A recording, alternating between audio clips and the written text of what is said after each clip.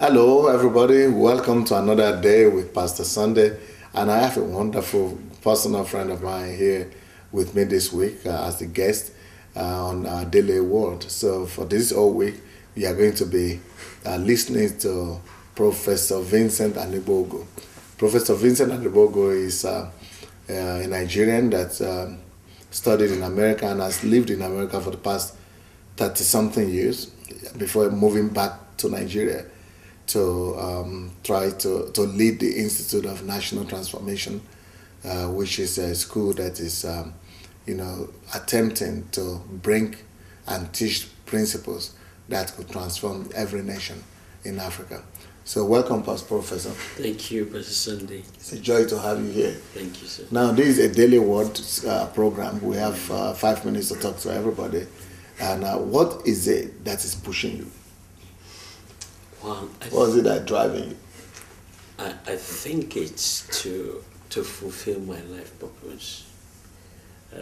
I always ask myself, especially I have seen so many people die, my friends, relatives, and every time I go to their funeral, I say to myself, one day you will lie like this. Yes. So when that happens, what have you done with your life?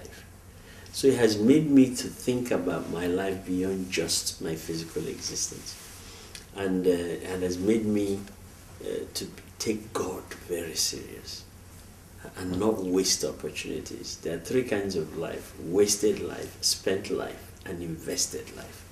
I want to invest my life so long after I'm gone, generations can say, I'm glad he lived. Invest yourself in what, though? In helping people, in making people's lives better, in sharing life nuggets and wisdoms as you teach us, so that they don't have to make the mistakes that others have made, so they can start early in life to engage in what really matters. Why is it that some people have something driving them and yet others don't just live for any sense of purpose? Personally, I think everybody is being driven by something. It's what? Some are driven by their flesh, pleasure, and they only to find out later in life that that's not it. Others are driven by personal ambition. Others are driven by all kinds of things. But the real driver should be the purpose of God in your life. And that's probably what my greatest joy is, to know that God, even as small as I am, as insignificant as I am, God knows me and even has a purpose and even is ready to help me. That makes all the difference in the world for me. And I'm determined not to disappoint him. So, in your own case, like in the case of most of the people who are living for a purpose higher and greater than themselves, it's always something that God has revealed to them. Exactly. It starts with learning to be quiet in his presence. Usually he will allow some kind of persecution to force you, or trouble to force you to look for him. Because man, by nature, we don't look for him. If everything is fine, we are comfortable.